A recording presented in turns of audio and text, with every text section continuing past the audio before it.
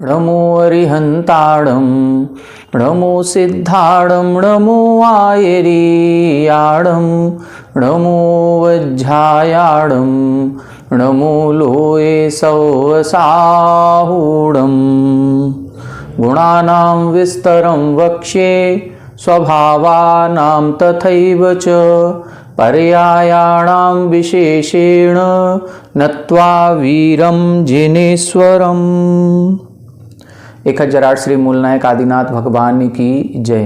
द्वासांग जिनवाणी माता की जय। आचार्य श्रेष्ठ आचार्य गुरुवर श्री 108 देवसेन स्वामी जी महाराज की जय। आचार्य श्रेष्ठ आचार्य गुरुवर श्री 108 विद्यासागर जी महाराज की जय। तीर्थ चक्रवर्ती जगत पूज्य निर्यापक श्रमण मुनि पुंगव श्री 108 सुधा सागर जी महाराज की जय। समस्त मुनि संघ की जय। इस आला पद्धति ग्रंथ में हम सभी ने जो इसके प्रमुख अधिकार थे उन सभी अधिकारों का वर्णन पढ़ लिया है। इसमें सबसे पहले द्रव्य अधिकार, द्रव्य व्युत्पत्ति अधिकार, गुण अधिकार, गुण व्युत्पत्ति अधिकार, फिर पर्याय अधिकार, पर्याय व्युत्पत्ति अधिकार, फिर इसके बाद स्वभाव अधिकार, स्वभाव व्युत्पत्ति अधिकार, प्रमाण अधिकार, नए अधिकार। अब अपन ने नए व्युत्पत्ति अधिकार कल पढ़ा था, जिसमें जो भी नए अपन ने पढ़े थे द्रव्यार्थिक, पर्यायार्थिक, नैगम, संग्रह, व्यवहार आदि, इन सभी नयों की व्युत्पत्ति परक परिभाषा बताई गई थी कि ये क्या कहलाते हैं। द्रव्यार्थिक नय किसे कहते हैं, शुद्ध द्रव्यार्थिक नय का क्या स्वरूप है, अशुद्ध द्रव्यार्थिक नय का क्या स्वरूप है, नैगम आदि नयों का क्या स्वरूप है, ये अपन ने सब पढ़ लिया था। अब आज जो अपन को पढ़ना है पेज नंबर 145 पर सूत्र नंबर 150 नए योजनिका, ये यहाँ से अपन को प्रारंभ करना है। यहाँ पर भी ये जो नए योजनिका है ये बता रहे हैं कि जो अपन ने द्रव्य के 21 स्वभाव पढ़े थे वो 21 स्वभावों का जो कथन किया गया, तो कौन से नए से कौन सा स्वभाव लगाना है वो इधर नए योजनिका मतलब नए की योजना अपन को करनी है। कि जैसे जीव में चेतन स्वभाव बताया तो किस नय की अपेक्षा है, और जीव में अचेतन स्वभाव बताया वो किस नय की अपेक्षा है, जीव में मूर्त स्वभाव है वो किस नय की अपेक्षा है, और अमूर्त स्वभाव है वो किस नय की अपेक्षा है। तो ये अपेक्षाएं यहां पर अपन पढ़ेंगे। आइए देखें पेज नंबर 145 सूत्र नंबर 150 देखें। यहां पर प्रारंभ कर रहे हैं तो अपन ने जो स्वभाव देखे थे 21 स्वभाव, उन 21 स्वभावों में अस्ति स्वभाव, नास्ति स्वभाव, नित्य स्वभाव, अनित्य स्वभाव, एक स्वभाव, अनेक स्वभाव, भेद स्वभाव, अभेद स्वभाव, ये जो दिए गए थे उन्हीं को क्रम से यहां पर प्रारंभ कर रहे हैं। देखें, स्वद्रव्यादि ग्राहकेण अस्ति स्वभाव। अस्ति स्वभाव किस नय से है, स्वद्रव्यादि ग्राहकेण। अपन ने द्रव्यार्थिक नय के भेद पढ़े थे 10 भेद, उन 10 भेदों में एक था स्वद्रव्यादि ग्राहकेण। तो ये शुद्ध द्रव्यार्थिक नय के कारण से अस्ति स्वभाव कहलाता है। जो द्रव्य है वो अपने स्वभाव से, अपने गुणों से, अपने पर्याय से अस्ति रूप है, मौजूद है, विद्यमान है, इसीलिए उसको अस्ति स्वभाव कहते हैं। लेकिन परद्रव्यादि ग्राहकेण, अन्य द्रव्य की अपेक्षा से देखा जाए, परद्रव्य चतुष्टय की अपेक्षा से देखा जाए तो नास्ति स्वभाव, वो नास्ति स्वभाव में है। जैसे हमने कहा कि ये पेन है, कौन सा पेन है, ये मार्कर पेन है, ठीक है, लेकिन ये पेंसिल नहीं है। इसका मतलब क्या हुआ, ये मार्कर पेन है तो ये मार्कर पेन क्यों है, क्योंकि इसमें मार्कर पेन के सारे गुण हैं।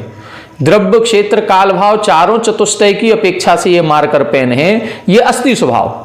लेकिन ये पेंसिल नहीं है, तो पेंसिल के जो द्रव्य, क्षेत्र, काल, भाव है, जो उसका गुण, जो स्वभाव होता है वो इसमें नहीं है, इसीलिए नास्ति स्वभाव। तो पर द्रव्य का हम जब ग्रहण करेंगे, पर चतुष्टय की अपेक्षा बात करेंगे तो ये नास्ति स्वभाव में है, और स्वचतुष्टय की अपेक्षा बात करेंगे तो ये अस्ति स्वभाव में है। ये दोनों ही स्वभावों की सिद्धि यहां पर हो जाती है, ठीक है। इसके बाद देखें, उत्पाद व्यय गौणत्वेन सत्ताग्राहकेण नित्य स्वभाव। द्रव्य में नित्य स्वभाव होता है, मतलब द्रव्य नित्य है, तो किस अपेक्षा से है, जब हम उसकी सत्ता को ग्रहण करते हैं, जब हम द्रव्यपने की अपेक्षा करते हैं तो नित्य है। उत्पाद व्यय की अपेक्षा करेंगे तो पर्याय हो जाएगी, और पर्याय अनित्य होती है। इसीलिए लिखा उत्पाद व्यय गौणत्वेन, उत्पाद व्यय को हम गौण करें सत्ताग्राहकेण, और सत्ता को यदि हम ग्रहण करते हैं तो नित्य स्वभावी द्रव्य ठहरता है। यह भी कोई द्रव्यार्थिक नय, द्रव्यार्थिक नय के भेदों में एक उत्पाद व्यय गौण वाला आया था, सत्ता को ग्रहण करने वाला, मतलब ये शुद्ध द्रव्यार्थिक नय है। तो शुद्ध द्रव्यार्थिक नय की अपेक्षा नित्य स्वभाव वाला है। केंचित पर्यायार्थिकेन अनित्य स्वभाव, और किसी पर्यायार्थिक नय की अपेक्षा से लगाएंगे, क्योंकि पर्यायार्थिक नय पर्याय को विषय करता है, वो द्रव्य को तो विषय करता नहीं है। तो पर्यायार्थिक नय की अपेक्षा से जब हम पर्याय दृष्टि लगाएंगे, पर्याय को मुख्य करेंगे, तो द्रव्य अनित्य ठहरेगा। क्यों? क्योंकि पर्याय तो प्रति समय नष्ट होती है, उत्पन्न होती है, नष्ट होती है, उत्पन्न होती है, तो नित्य नहीं है, अनित्य स्वभावी है। तो पर्यायार्थिक नय की अपेक्षा से वो अनित्य स्वभावी है, शुद्ध द्रव्यार्थिक नय की अपेक्षा से वो नित्य स्वभावी है। स्वद्रव्यादि ग्राहक ये द्रव्यार्थिक नय की अपेक्षा से अस्थि स्वभाव है, और पर द्रव्यादि ग्राहक इस द्रव्यार्थिक नय की अपेक्षा से नास्ति स्वभाव हो गया। आगे देखें, भेद कल्पना निरपेक्षेण एक स्वभाव। एक स्वभाव कब है? जब भेद कल्पना को निरपेक्ष करेंगे। हमारे अंदर अनेक गुणधर्म हैं, लेकिन हम उन अनेक का भेद कर ही नहीं रहे हैं। भेद कल्पना निरपेक्ष, जब भेद कल्पना को निरपेक्ष करेंगे तो हम एक स्वभावी ठहरेंगे। द्रव्यार्थिक नय में यह भेद किया था, भेद कल्पना निरपेक्ष और भेद कल्पना सापेक्ष। भेद कल्पना निरपेक्ष किया था तो वहां पर शुद्ध द्रव्यार्थिक नय था, और भेद कल्पना सापेक्ष करेंगे तो अशुद्ध द्रव्यार्थिक नय हो जाएगा। यहां अपन क्या कर रहे हैं? भेद कल्पना निरपेक्ष, मतलब शुद्ध द्रव्यार्थिक नय की अपेक्षा से हम एक स्वभावी हैं। अन्वय द्रव्यार्थिकेन एकस्य अपि अनेक द्रव्य स्वभावत्वम, और अन्वय द्रव्यार्थिक नय की अपेक्षा लगाएंगे तो एक ही द्रव्य में अनेक स्वभाव एक साथ पाए जाते हैं। अपन ने उसमें एक अन्वय द्रव्यार्थिक नय लगाया था। अन्वय द्रव्यार्थिक नय की अपेक्षा से एक ही द्रव्य में सारे स्वभाव एक साथ पाए जाते हैं। जैसे हमने कहा था कि हम तो एक व्यक्ति हैं, लेकिन हम एक होते हुए भी हम चाचा भी हैं, मामा भी हैं, मौसा भी हैं, फूफा भी हैं, पिताजी भी हैं, बेटे भी हैं। तो हम एक होते हुए भी अनेक कैसे हो गए? तो एक स्वभाव की अपेक्षा लगाएंगे तो हम एक हैं, अनेक की अपेक्षा लगाएंगे तो हम अनेक हैं। सूत्र नंबर चल रहा है अपना 154 नंबर, 55 नंबर, और पेज नंबर है 145। नए योजनिका का अपन ये जो टॉपिक है उस पर चर्चा कर रहे हैं। आगे देखें 156 नंबर, अब भेद स्वभाव की बात कर रहे हैं। सद्भूत व्यवहारेण गुण गुण्यादि भी भेद स्वभाव। भेद, भेद कौन करता है? भेद तो व्यवहार नहीं करता है, तो व्यवहार नहीं की अपेक्षा से भेद हो रहा है। लेकिन किस में भेद कर रहे हैं? गुण गुणी में भेद कर रहे हैं। जब गुण गुणी में भेद करेंगे तो ये सद्भूत व्यवहार नहीं कहलाएगा। सद्भूत व्यवहार नहीं के अपन ने दो भेद किए थे, शुद्ध सद्भूत और अशुद्ध सद्भूत। शुद्ध सद्भूत शुद्ध द्रव्य, शुद्ध गुण, शुद्ध पर्याय में भेद करता है। अशुद्ध सद्भूत अशुद्ध द्रव्य, अशुद्ध गुण, अशुद्ध पर्याय में भेद करता है। यहां अभी शुद्ध अशुद्ध की चर्चा नहीं है, यहां तो केवल भेद की चर्चा है। तो भेद कौन करता है? व्यवहार नय। निश्चय नय भेद नहीं करता, निश्चय नय अभेद नय से कथन करता है। इसलिए सद्भूत व्यवहारेण गुण गुण्यादि, गुण और गुणी में भेद स्वभाव उत्पन्न हो जाता है। भेद कल्पना निरपेक्षेण गुण गुण्यादि भी अभेद स्वभाव, और भेद कल्पना को निरपेक्ष कर दे हम, अभेद व्यवस्था लगाएंगे तो वो क्या हो जाएगा? गुण गुणी आदि में अभेद स्वभाव उत्पन्न हो जाता है। ये अभेद स्वभाव किस कारण से होगा? ये शुद्ध द्रव्यार्थिक नय की अपेक्षा से होगा, क्योंकि शुद्ध द्रव्यार्थिक नय अभेद को कथन करता है, भेद को कथन नहीं करता। ये नई योजनिका में आप लोगों को प्रश्न इसी तरह से पूछा जा सकता है कि यदि द्रव्य में नित्य स्वभाव है, किस नय की अपेक्षा से है? द्रव्य अनित्य स्वभावी है, किस नय की अपेक्षा से है? द्रव्य में एक स्वभाव है, किस नय की अपेक्षा से है? तो वो अपेक्षाएं इधर बता रहे हैं। अपन ने सारे नय पढ़ लिए, द्रव्यार्थिक भी पढ़ लिए, पर्यायार्थिक भी पढ़ लिए, निश्चय भी पढ़ लिया, व्यवहार भी पढ़ लिया, सारे नय पढ़ लिए। अब अपन इन स्वभावों में लगा रहे हैं कि द्रव्य को नित्य स्वभाव कहा है तो किस कारण से, अनित्य स्वभाव कहा है तो किस कारण से, एक स्वभाव है तो किस कारण से। बस वो कारण, वो नय की योजना यहां की जा रही है। तो आपको पेपर में, जो यदि पेपर की तैयारी से पढ़ रहे हैं, तो ये आपको समझ में आना चाहिए, क्योंकि ये नय पूछे जाएंगे। यदि हम कहें कि द्रव्य में गुण और गुणी का भेद पाया जाता है, किस नय की अपेक्षा से, निश्चय नय की अपेक्षा से या व्यवहार नय की अपेक्षा से, तो जहां भेद कर रहे हैं वो व्यवहार नय है। यदि हम पूछें शुद्ध गुण और शुद्ध गुणी में भेद है, वो किस नय की अपेक्षा से, तो शुद्ध सद्भूत व्यवहार नय की अपेक्षा से। ठीक है ना, तो ये अपन को याद रखना पड़ेगा। अशुद्ध गुण, अशुद्ध पर्याय, अशुद्ध द्रव्य में जो भेद करता है वो अशुद्ध सद्भूत व्यवहार नय है। व्यवहार नय भेद करता है गुण और गुणी में। कौन सा व्यवहार नय? सद्भूत व्यवहार नय। ये ध्यान रखना है। ठीक है, अब देखें, परम भाव ग्राहकेण भव्य अभव्य पारिणामिक स्वभाव। पारिणामिक स्वभाव तीन प्रकार के अपन ने तत्वार सूत्र में पढ़े होंगे, एक भव्य स्वभाव, एक अभव्य स्वभाव, एक चेतन स्वभाव, यह जीवत्व। तो भव्य अभव्य ये जो पारिणामिक स्वभाव है ये किस कारण से है? परम भाव ग्राहकेण। परम भाव ग्राहकेण का मतलब निश्चय नय, द्रव्यार्थिक नय की अपेक्षा से। ये द्रव्य का ही स्वरूप है, ये किसी कर्म के कारण से नहीं है, इसीलिए इसको पारिणामिक कहा जाता है। भव्यत्वपना या अभव्यत्वपना जीव में है तो ये परम भाव ग्राहक, मतलब ये द्रव्य की विशेषता है, किसी पर्याय की विशेषता नहीं है। ऐसा नहीं है कि द्रव्य अभी मनुष्य में है इसलिए अभव्य है, देव बन जाएगा तो भव्य हो जाएगा, नहीं, ये तो द्रव्य की ही विशेषता है। द्रव्य ही स्वतः स्वभाव से ही या तो भव्य है या अभव्य है। तो वो यदि भव्य अभव्य पारिणामिक स्वभाव की बात कर रहे हैं तो वो परम भाव ग्राहकेण, परम भाव का मतलब शुद्ध द्रव्यार्थिक नय की अपेक्षा से। शुद्धा शुद्ध परम भाव ग्राहकेण चेतन स्वभाव जीवस्य। अब जीव में चेतन स्वभाव है, ये किस नय की अपेक्षा से? ये भी द्रव्यार्थिक नय की अपेक्षा से है। लेकिन चूंकि द्रव्य जो जीव द्रव्य है ये दो रूपों में पाया जाता है, शुद्ध द्रव्य भी होता है, अशुद्ध द्रव्य भी है। तो जो चेतन स्वभाव है ये दोनों प्रकार का हो गया, शुद्ध चेतन स्वभाव, अशुद्ध चेतन स्वभाव। तो शुद्ध चेतन स्वभाव शुद्ध निश्चय नय की अपेक्षा से हो गया, अशुद्ध चेतन स्वभाव अशुद्ध निश्चय नय की अपेक्षा से हो गया। हम लोग चेतन स्वभावी हैं कि नहीं है? जानने देखने की शक्ति है। तो किस कारण से है? अशुद्ध निश्चय नय की अपेक्षा से, क्योंकि अभी हमारी पर्याय, हमारा गुण, हमारा द्रव्य सब कुछ अशुद्ध है, तो हम अशुद्ध निश्चय नय की अपेक्षा से, इसीलिए दोनों लिख दिए, शुद्धा शुद्ध परम भाव ग्राहकेण। शुद्ध भाव की अपेक्षा से शुद्ध चेतन स्वभाव है और अशुद्ध परम भाव की अपेक्षा से अशुद्ध चेतन स्वभाव है। असद्भूत व्यवहारेण कर्म नो कर्मणो अपि चेतन स्वभाव। अब देखो इधर पुद्गल में चेतन स्वभाव घटा रहे हैं, कर्म नो कर्म भी चेतन स्वभावी है। किस अपेक्षा से? असद्भूत व्यवहारेण। अपन ने पढ़े थे असद्भूत व्यवहार नय के तीन भेद पढ़े थे, स्वजाति, विजाति और स्वजाति विजाति। स्वजाति में उन्होंने लिखा था परमाणु को भी बहुप्रदेशी कह दिया, विजाति में लिखा था ज्ञान को मूर्तिक कह दिया, क्योंकि मूर्त पदार्थों से का ज्ञान करता है या मूर्त कर्म के कारण से उत्पन्न हुआ है। तो हमने बताया था असद्भूत व्यवहार ने उसे कहते हैं जब एक द्रव्य के गुणों को किसी दूसरे द्रव्य में आरोपित करते हैं। अब देखें इधर कर्म और नो कर्म ये तो पौद्गलिक हैं, वर्गणाएं हैं। अब ये जब पौद्गलिक हैं तो इनमें चेतन स्वभाव कैसे हो जाएगा? यदि हम इनको चेतन स्वभावी कह रहे हैं तो कौन सा नय लगेगा? असद्भूत व्यवहार नय।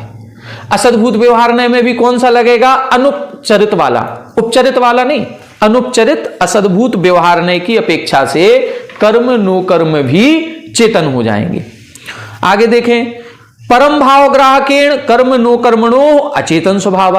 और परम भाव लगाएंगे, यदि द्रव्यार्थिक नय की दृष्टि लगाएंगे तो कर्म नो कर्म में अचेतन स्वभाव है।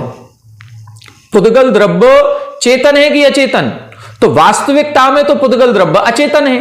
तो वास्तविकता, जो बिल्कुल वास्तविकता का कथन करता है उसे कहते हैं परम भाव ग्राहक, ये द्रव्यार्थिक नय।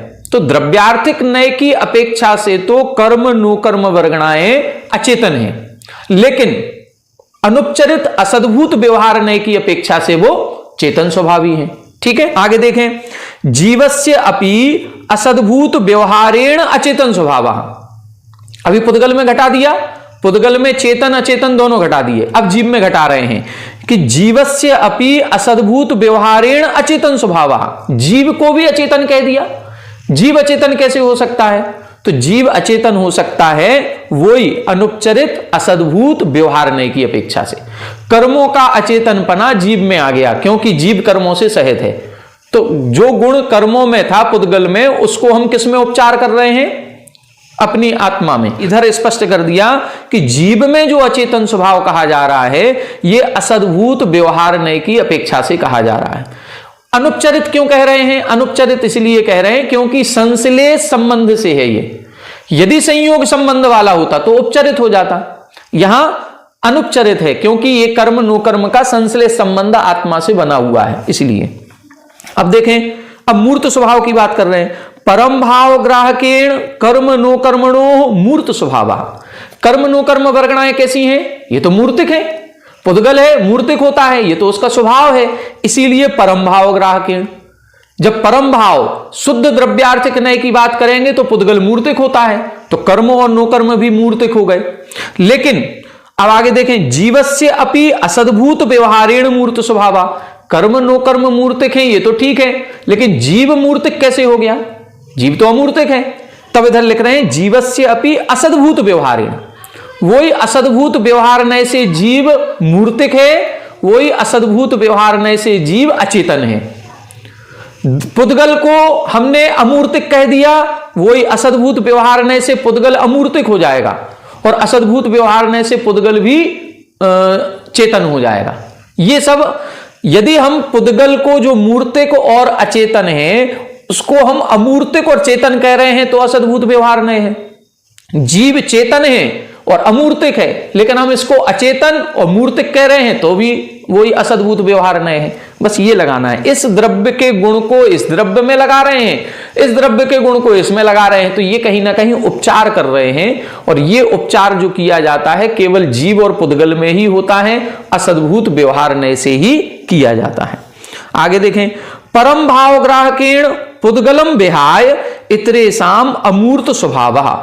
देखो, अब इतरेसाम, पुद्गल को छोड़ दो, पुद्गल को छोड़ने के बाद अब इतरेसाम बचे हुए जो द्रव्य हैं, कौन कौन से? धर्म द्रव्य, अधर्म द्रव्य, आकाश द्रव्य, काल द्रव्य, ये जितने भी द्रव्य बचे हैं वो परम भाव ग्राहकेण, शुद्ध नय की अपेक्षा से वो कैसे हैं? अमूर्त स्वभाव। वो अमूर्तिक ही रहते हैं, उनमें उपचरित स्वभाव भी नहीं लगता, क्योंकि धर्म अधर्म आकाश काल हमने बताया सर्वथा शुद्ध हैं, अमूर्तिक हैं, इनका किसी भी अन्य द्रव्य से संबंध नहीं होता है, इसलिए उपचरित नय इनमें नहीं लगेगा। ये तो परम भाव ग्राहक की ही बात करनी है, और परम भाव ग्राहक नय से ये सारे के सारे द्रव्य अमूर्तिक होते हैं। पुद्गलस्य उपचारात एव अस्ति अमूर्तत्वम। पुद्गल में जो अमूर्तिकपना कहा गया है वो उपचार से कहा गया है। पुद्गल है तो मूर्तिक, लेकिन उसको भी अमूर्तिक क्यों कह दिया? उपचार से। धर्म अधर्म आकाश काल ये चारों अमूर्तिक हैं, जीव भी अमूर्तिक है। परम भाव ग्राहक लगाएंगे तो 5 द्रव्य अमूर्तिक हैं, केवल एक पुद्गल द्रव्य मूर्तिक है, लेकिन पुद्गल को भी अमूर्तिक कह दिया। वो किसने से? वो उपचार से कह दिया। कौन सा उपचार लगाना है? असद्भूत व्यवहार नय से। ठीक है। परम भाव ग्राहकेण काल पुद्गलाणु नाम एक प्रदेश स्वभावत्वम। अब एक प्रदेश और अनेक प्रदेश की बात कर रहे हैं, तो परम भाव ग्राहक यदि हम लगाएंगे, शुद्ध स्वभाव की बात लगाएंगे, किसी भी अन्य की बात नहीं करेंगे, तो काल और पुद्गल इन दोनों का जो अणु है वो एक प्रदेश स्वभावत्वम, एक प्रदेशी होता है। चाहे पुद्गल का अणु हो चाहे काल का अणु हो, वो एक प्रदेशी स्वभाव वाला है। अणु हमेशा एक प्रदेशी ही होता है। कौन से नय से? परम भाव से। आगे देखें, भेद कल्पना निरपेक्षेण इतरेसाम च अखंडत्वात् एक प्रदेशत्वम। इतरेसाम, इतरेसाम का मतलब अन्य द्रव्य। काल द्रव्य को छोड़ दो, पुद्गल द्रव्य के अणु को छोड़ दो। अब जो अन्य द्रव्य हैं, धर्म अधर्म आकाश काल, या सॉरी काल नहीं लगाना है, धर्म अधर्म आकाश और जीव, ये यदि हम भेद कल्पना निरपेक्ष करेंगे, इनमें भेद नहीं करेंगे, तो ये सारे अखंड द्रव्य हैं। अखंड द्रव्य होने से ये सब कैसे हैं? एक प्रदेश स्वभावी है। पूरा आकाश भले अनंत है, अनंत प्रदेशी, लेकिन वो अखंड द्रव्य है। पूरा धर्म द्रव्य अधर्म द्रव्य और जीव द्रव्य, ये जो असंख्यात प्रदेश हैं, ये अखंड हैं। ऐसा नहीं है कि ये हाथ में हमारी कोई दूसरे आत्मा के प्रदेश हो और हमारे पैर में कोई दूसरे आत्मा के प्रदेश हो, नहीं, एक ही आत्मा है और अखंड है, उसमें खंड खंड नहीं होते, इसीलिए ये एक प्रदेश स्वभाव हो गया। भेद कल्पना सापेक्षेण, अब जब भेद कल्पना सापेक्ष करेंगे तो चतुर्नाम अपि नाना प्रदेश स्वभावत्वम, चारों भी धर्म द्रव्य, अधर्म द्रव्य, आकाश द्रव्य और जीव द्रव्य, इन चारों में क्या हो जाएगा? बहुप्रदेश स्वभाव। क्योंकि धर्म द्रव्य, अधर्म द्रव्य और जीव द्रव्य असंख्यात प्रदेशी है और आकाश द्रव्य अनंत प्रदेशी है। तो जब भेद करेंगे, एक एक प्रदेश को अलग अलग जोड़ेंगे तो असंख्यात प्रदेश हो गए, मतलब बहुप्रदेश हो गया। तो भेद कल्पना करेंगे तो बहुप्रदेश हो गया, और भेद कल्पना निरपेक्ष कर देंगे, अभेद लगाएंगे, अखंडता लगाएंगे तो ये एक प्रदेशी हो जाएंगे। अणु को इन्होंने पहले ही बता दिया, पुद्गल का अणु और काल का अणु ये तो परम भाव की अपेक्षा से एक प्रदेशी ही होते हैं। अब आगे देखें, पुद्गलाणो उपचारतः नाना प्रदेशत्वम नाचा कालाणो स्निग्ध रूक्षत्व अभावात ऋजुत्वाच्च। क्या लिख रहे हैं? पुद्गलाणु, जो पुद्गल का अणु है वो उपचार से नाना प्रदेशत्वम, पुद्गल का अणु उपचार से अनेक प्रदेशी भी है। अभी क्या लिखा था? काल का अणु और पुद्गल का अणु परम भाव की अपेक्षा से तो एक प्रदेशी है, लेकिन अब लिख रहे हैं पुद्गल का अणु उपचार की अपेक्षा से बहुप्रदेशी हो जाएगा। कौन सा उपचार? स्वजाति और अनुपचरित असद्भूत व्यवहार ने, जो स्वजाति वाला लगाया था, पुद्गल परमाणु बहुप्रदेशत्वम, अपन ने ये सूत्र देखा था। तो पुद्गल के परमाणु को बहुप्रदेशी कह दिया, ये स्वजाति असद्भूत व्यवहार नय की अपेक्षा से है। न च कालाणु, लेकिन कालाणु नहीं है। कालाणु तो उपचार से भी नहीं है, मुख्यतः भी नहीं है, उपचार से भी नहीं है, ये बहुप्रदेशी नहीं है। क्यों नहीं है? स्निग्ध रूक्षत्व अभावात, क्योंकि इसमें स्निग्ध रूक्ष का गुण नहीं है कि ये किसी दूसरे परमाणु से बंध कर सके। पुद्गल में स्निग्ध रूक्ष का गुण है, इसीलिए एक परमाणु दूसरे परमाणु से बंध बना लेता है।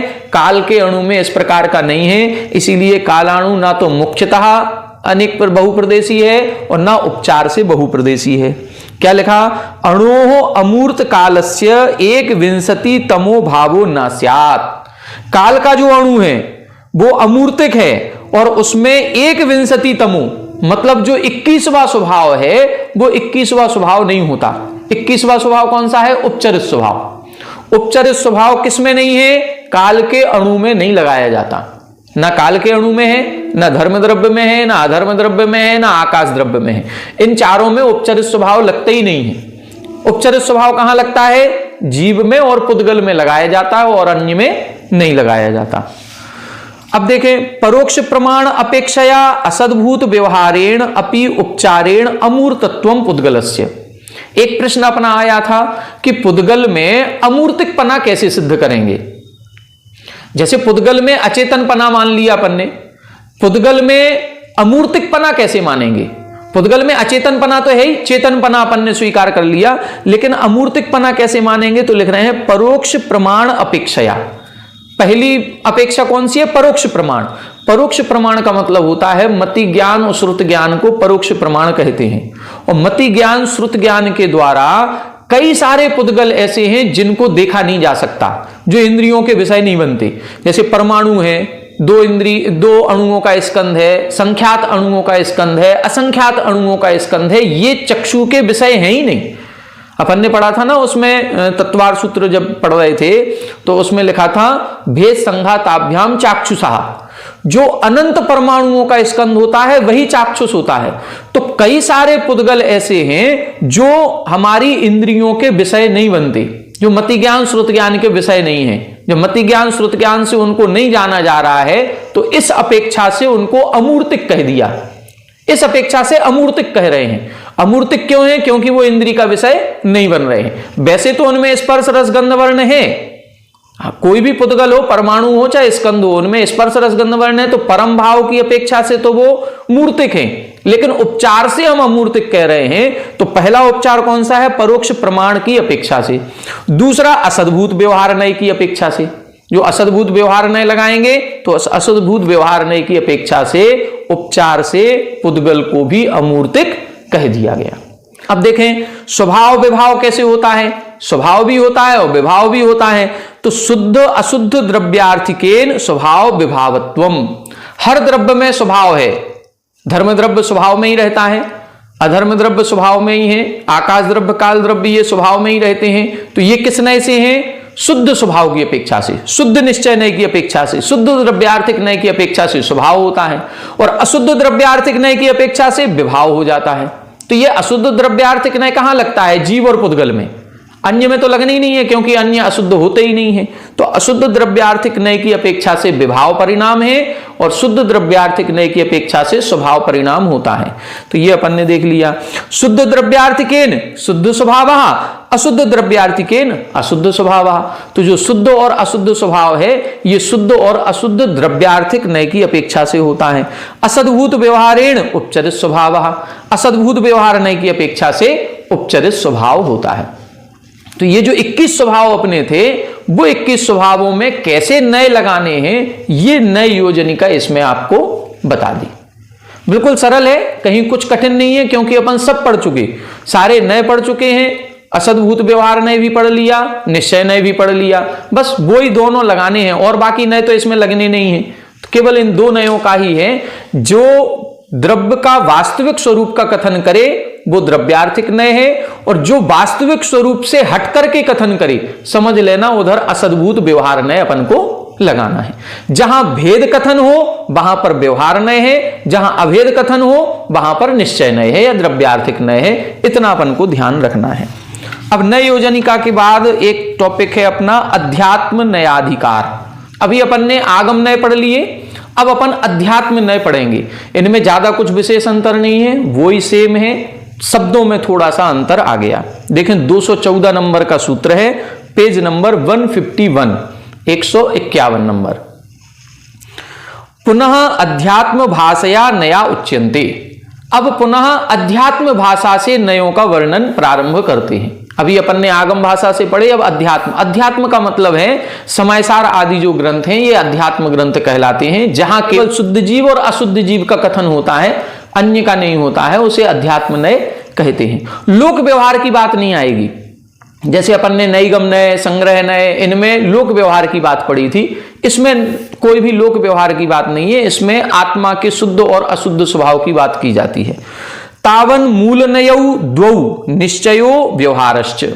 यहां पर दो मूल नय हैं बस, एक निश्चय नय और एक व्यवहार नय। आगम नय में अपन ने कितने भेद पढ़े थे? 9 भेद पढ़े थे। द्रव्यार्थिक, पर्यायार्थिक, नैगम, संग्रह, व्यवहार, ऋजु, सूत्र, शब्द, समविरूढ़ एवं मूल। यहां पर केवल 2 नय हैं, एक निश्चय नय और एक व्यवहार नय। तत्र निश्चय नयो अभेद विषयो व्यवहारो भेद विषया। ये अपन पहले भी पढ़ चुके। निश्चय नय का विषय अभेद होता है और व्यवहार नय का विषय भेद होता है। जो गुण, गुणी, पर्याय, पर्यायी में अभेद कथन करता है वो निश्चय नय है। जो गुण, गुणी और पर्याय, पर्यायी में भेद कथन करता है वो व्यवहार नय कहलाता है। देखें आगे, तत्र निश्चयो द्विविधा, शुद्ध निश्चयो अशुद्ध निश्चयश्च।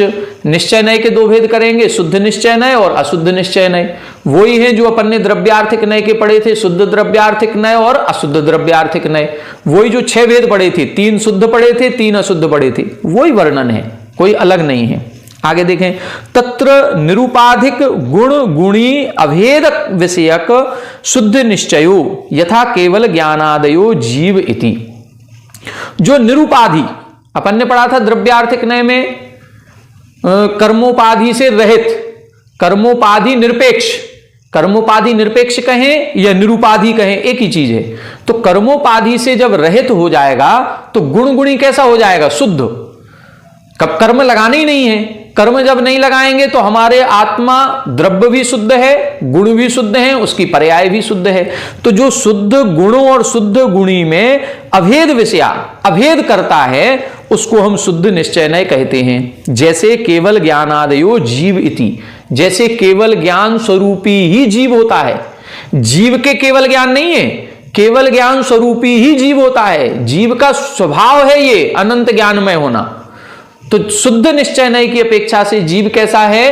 अनंत ज्ञानमयी है। ये हो गया शुद्ध निश्चय नय। सोपाधिक लगाएंगे उपाधि से सहित, उपाधि का मतलब कर्मोपाधि से सहित लगाएंगे तो वो अशुद्ध निश्चय नय हो जाएगा। अशुद्ध निश्चय नय हो जाएगा तो फिर जीव के जो गुण होंगे वो कौन से होंगे? अशुद्ध गुण होंगे। ज्ञान गुण कैसा होगा? अशुद्ध होगा। तो ज्ञान गुण जब अशुद्ध होगा तो कौन कौन से ज्ञान होंगे? मति ज्ञान, श्रुत ज्ञान, अवधि ज्ञान, मनःपरय ज्ञान, क्योंकि ये कर्मों के क्षयोपशम से होते हैं। इसीलिए लिख रहे हैं यथा मति ज्ञानादयो जीव इति। वहां लिखा था केवल ज्ञानादया जीव, यहां लिखा मति ज्ञानादया जीव। जब कर्मोपाधि से रहित बताएंगे तो आत्मा केवल ज्ञान स्वरूपी है, और जब कर्मोपाधि से सहित बताएंगे तो आत्मा मति ज्ञान, श्रुत ज्ञान, अवधि ज्ञान, मनःपरय ज्ञान मयी है। बस ये अंतर हो गया शुद्ध निश्चय नय और अशुद्ध निश्चय नय में। अब व्यवहार नय में देखें, व्यवहारो द्विविधा, व्यवहार नय भी दो प्रकार का है, सद्भूत व्यवहार, असद्भूत व्यवहारश्च। सद्भूत व्यवहार नय और असद्भूत व्यवहार नय, वहां भी अपन ने यही पढ़े थे, सद्भूत और असद्भूत। तत्र एक वस्तु विषय सद्भूत व्यवहार, जो एक वस्तु का विषय करता है वो सद्भूत है। एक वस्तु का मतलब मिली हुई, संश्लेष संबंध से मिली हुई, उसको जो विषय करेगा वो कहलाएगा क्या है? ये सद्भूत। और भिन्न वस्तु विषयो असद्भूत, जो भिन्न वस्तु को करता है वो असद्भूत कहलाता है। ठीक है। तत्र एक वस्तु का मतलब है तादात्म्य संबंध वाला, गुण गुणी का जो संबंध है तादात्म्य संबंध लगाना है एक वस्तु विषय, और भिन्न वस्तु विषय में आएगा संश्लेष और संयोग संबंध। ठीक है। तो असद्भूत में संश्लेष संबंध आएगा और संयोग संबंध। अब असद्भूत के भी दो भेद करेंगे, उपचरित अनुपचरित। तो अनुपचरित में आएगा संश्लेष संबंध और उपचरित में आएगा संयोग संबंध। देखें, तत्र सद्भूत व्यवहारो द्विविधा, उपचरित अनुपचरित भेदात। सद्भूत व्यवहार नय के दो भेद कर रहे हैं, उपचरित और अनुपचरित। आगम नय में अपन ने भेद किए थे, तो दो भेद किए थे सद्भूत के, शुद्ध और अशुद्ध। ध्यान रखें, आगम नय में शुद्ध सद्भूत, अशुद्ध सद्भूत नाम है। अध्यात्म नय में अनुपचरित सद्भूत, उपचरित सद्भूत नाम है। बस ये अंतर है। यदि पेपर में पूछ लिया आगम नय की अपेक्षा सद्भूत व्यवहार नय के भेद कौन से हैं, तो आपको लिखना है शुद्ध सद्भूत और अशुद्ध सद्भूत, आगम नय की अपेक्षा। अध्यात्म नय की अपेक्षा उसी को हम अनुपचरित और उपचरित कहते हैं। अनुपचरित का मतलब शुद्ध, उपचरित का मतलब अशुद्ध। ठीक है। परिभाषा वही है, सेम है, परिभाषा में अंतर नहीं है, नाम में अंतर है। अनुपचरित को शुद्ध कहेंगे, उपचरित को अशुद्ध कहेंगे। तत्र सोपाधि गुण गुणिनोर भेद विषय उपचरित सद्भूत व्यवहारो यथा जीवस्य मति ज्ञानादयो गुणा। जो सोपाधि यानी कर्मों से सहित, अब कर्मों से सहित द्रव्य होगा तो उसके गुण भी अशुद्ध होंगे कि नहीं होंगे? अशुद्ध होंगे। तो अशुद्ध ज्ञान क्या है हमारा? अशुद्ध गुण क्या है? मति ज्ञान, श्रुत ज्ञान, अवधि ज्ञान, मनःपरय ज्ञान। तो यहां जब सद्भूत व्यवहार नय है, ये भेद करेगा। भेद करेगा तो क्या कहेगा? जीव के मति ज्ञान आदि। अभी अपन ने शुद्ध द्रव्यार्थिक और अशुद्ध द्रव्यार्थिक देखा था, या निश्चय नय देखा था, शुद्ध निश्चय नय, अशुद्ध निश्चय नय। तो शुद्ध निश्चय नय शुद्ध गुण की बात करता है, अशुद्ध निश्चय नय अशुद्ध गुण की बात करेगा, लेकिन अभेद। केवल ज्ञानमयी जीव, मति ज्ञानमयी जीव, यहां उल्टा कर रहे हैं, भेद कर दिया कि जीव का केवल ज्ञान या जीव का मति ज्ञान। तो जब अशुद्ध या उपचरित सद्भूत नय लगाएंगे, उपचरित सद्भूत व्यवहार नय, तो जीव के मति ज्ञान आदि ये बोलेंगे। और निरुपाधि गुण गुणिनोर भेद विषयो अनुपचरित असद्भूत सद्भूत व्यवहारो यथा जीवस्य केवल ज्ञानादयो। और जब निरुपचरित बताएंगे, अनुपचरित सद्भूत व्यवहार नय बताएंगे, तो जीव का केवल ज्ञान, बस भेद करेंगे। वहां केवल ज्ञान की ही बात करेंगे, लेकिन जीव का केवल ज्ञान कहेंगे शुद्ध सद्भूत में या अनुपचरित सद्भूत में। द्रव्यार्थिक नय या निश्चय नय में कहेंगे तो उधर कहेंगे केवल ज्ञानमयी जीव। केवल ज्ञानमयी कह दिया तो अभेद हो गया, और जीव का केवल ज्ञान कह दिया तो भेद हो गया।